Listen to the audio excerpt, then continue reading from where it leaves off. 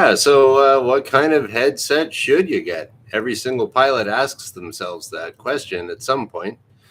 Hi, I'm Graham Wilson. Welcome to the superpilotish channel, and I'll be talking to you about aviation headsets from my basement. Okay, well, today I was trying to think of a topic to talk about, and I was now that I've gone into this channel a little bit further and doing some more videos, and I thought, okay, what you got to do if you're going to be a real YouTuber is you got to get yourself some cool headsets and uh, all that stuff. So I went shopping the other day. I picked up a headset like this. Hey, there we go. Hey, do I look like a real YouTuber now? Well, it's one thing I've also learned as being a YouTuber is that you never experiment with anything. So like it's not plugged in right now. My microphone's up here. So I'm still thinking about ways of getting my the cord on there. I have to experiment a little bit, but I've learned that if you are a YouTuber, it will always mess up if you try it the first time. So I'm going to play with that. So I went to the local music store. I saw they had this place where it was a Long and McQuaid. They sell guitars and other musical instruments. And I saw they had this section where you could get different headphones and try them out. So I brought in my computer with some tunes on it, and I was trying all the different types of headphones. And so I ended up getting those ones. I might use them. I might not. I don't know. But you got to have them if you're a YouTuber, right? Okay, so what's this got to do with the aviation headsets? Well, okay, so every flight instructor likes to start off their lesson with, "Well, why do we do this?" Okay, well, you need the headsets. It's like every other video that you're going to hear on YouTube. It's like it's to protect your hearing. And if there is anything I have learned in my older age, I guess, is that you got to protect your hearing from a very young age. Okay, so don't go blasting your ear pods out and stuff like that. I worked in machine shops for a lot of years, and so it's you do damage your hearing if you don't put earplugs in there. If you any of the old Bush pilots up in northern Ontario, they all went deaf because they're flying the Beaver when it takes off. It's really super loud noise. And a lot of those old pilots are deaf. And just like as an example, there was some old guys that came into where I was working before, and you'll see this sometimes if you're at an airport anywhere. You'll see some old guys come in, or maybe some old guy, and they'll just be kind of looking out the window, thinking about the old days. So, if you ever do see some old gray-haired old guy just kind of staring out the window at the airplanes, I'll bet you he used to be a pilot, or he grew up across the street from the airport, or he's a big airplane fan. Go up and ask the old guy and just say hi and start a conversation. And chances are they'll tell you some really cool old stories. Like there's these two old guys that came in to where I was working, and I actually have a witness of this too. That we were talking about headsets actually. I think someone was going out for like a sightseeing flight, explaining, okay, here's your headset, put it on like this.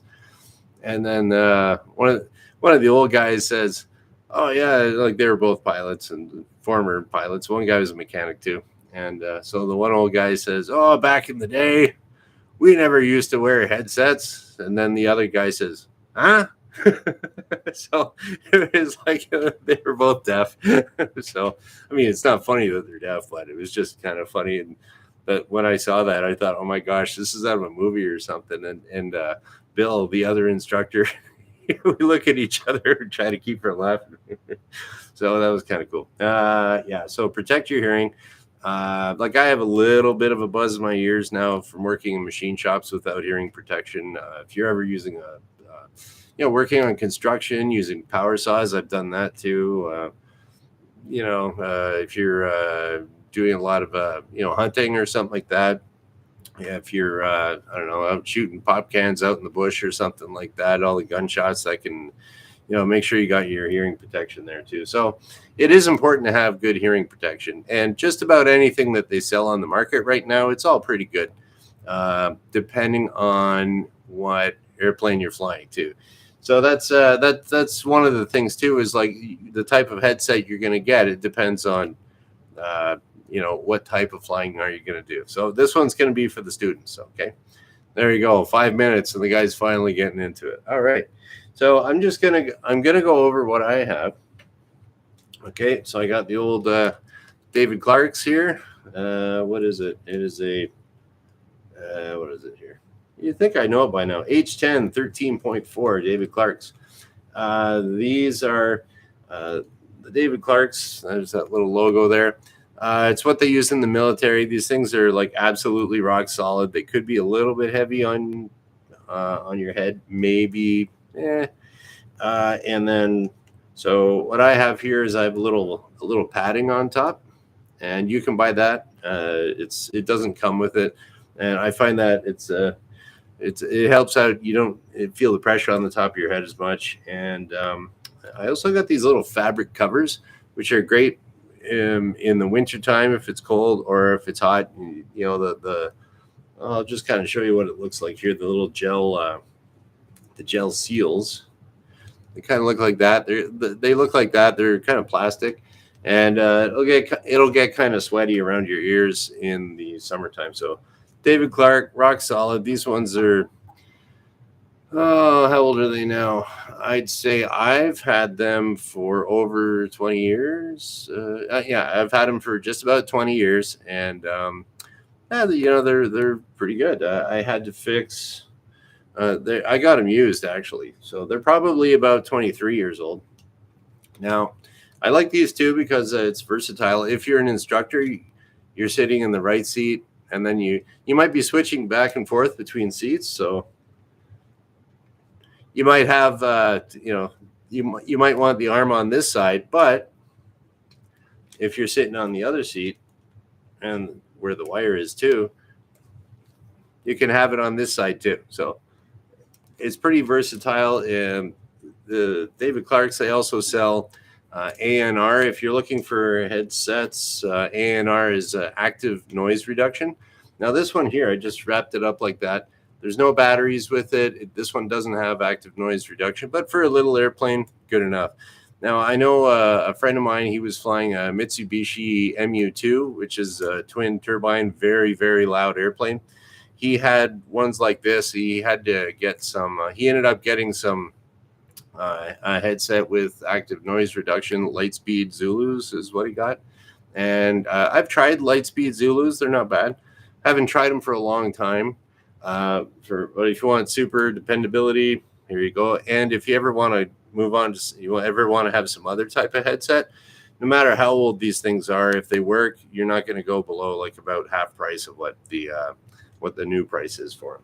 Okay, so that's that. Now, I was given a pair of these. These are an old Bose A10 or Bose X. They don't make them anymore. They don't repair them anymore. And these ones are broken and I can't fix them anymore. So, these ones here, if you get what I had, I got some electrical tape around here that doesn't do anything. So I found these to be kind of flimsy where the wire goes in. I've never had a problem with that with my David Clark's. And then if you do want to switch it from side to side, now because I was working as a flight instructor, you're in the right seat. You want the cord to be going by the door on the right seat. So I switched. You have to unscrew this, unscrew that, flip it over. So and you can't just move this around. So if you want to switch it from side to side, you can't really do it easily. And then they broke, and I can't fix them. So am I a fan of the Bose X? Not at all. They don't make them. Can't fix them. Can't get the this wire part. And then it did have active noise reduction, was pretty good. If you are going to buy any headset with active noise reduction, make sure that because you might get an older set, and they'll probably work fine. But if you got to make sure they have like you'll turn them on and they use batteries. So what can happen if it doesn't have an auto shut off or automatic power down, it'll just stay on. It'll drain your batteries. No good. So, and that's one thing I didn't like about it either. You'd be flying along, and the lights flashing a little bit to say, okay, your batteries are dead, but oh, I got another flight. You go up there, and then as soon as the batteries die, it gets noisy. So, I'm not really a big fan of that, but they don't make it. You can't buy it now anyways. But if you're going to get a used one, used set, I don't know. Let's see. What else do I got here? So there's that. Yeah, so Bose does make a A20. Those are, I mean, they're pricey, but a lot of people like them. And, but I don't know. I think, oh, here we go. This is what I'll go into too. You might buy some used headsets if you're a new student.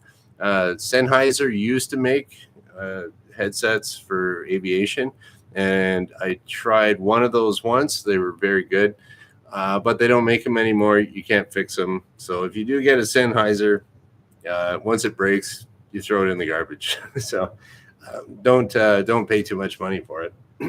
Okay, and yeah, the like I said before, Lightspeed Zulu, anything Lightspeed, they're all pretty good, but I don't know the exact quality, how long they'll last.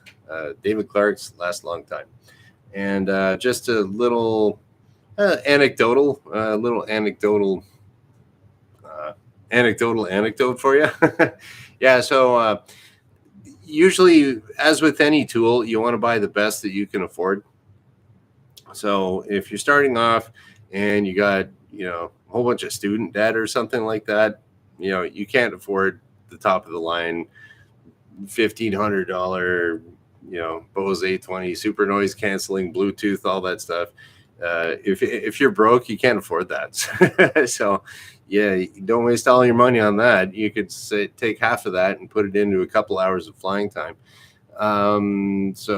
But also never ever get the absolute cheapest headset that you can get. I had one student, he was really concerned about his money. He ended up getting his license, but he was really on a shoestring budget. And he said, "Oh, I got this new headset, and it's got a lifetime warranty." And I look at it, and it's like, "Oh, made in China, must be good." Yeah, all right. So it was like this cheap headset, and we went to go use it, didn't work, so we sent it back. Lifetime warranty. They sent him another one. That one didn't work. So he ended up sending this thing back about, like, I don't know, it was an insane amount of times, like 3 or 4 times.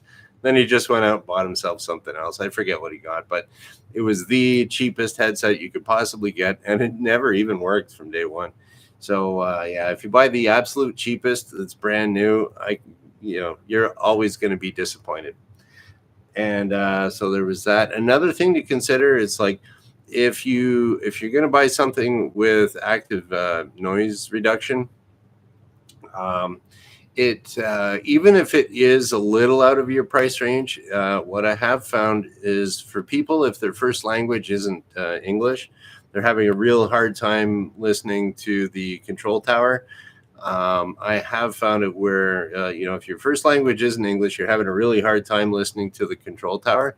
If you have, see if you can borrow from somebody for a flight the active noise reduction, the noise canceling headsets. And I've found for people that have a really hard time understanding English, that does improve it. So if you have to spend a little bit more money to be able to hear the controller, and your first language isn't English, yeah, that might be a good investment for you. And yeah, so what kind of headset should you buy? Ask around. Don't buy the cheapest. Buy the best that you can afford. And yeah, that's about it. Just, like, not too much to talk about there. Although maybe the next time you see me, I'll try out my new fancy headphones here. I don't know.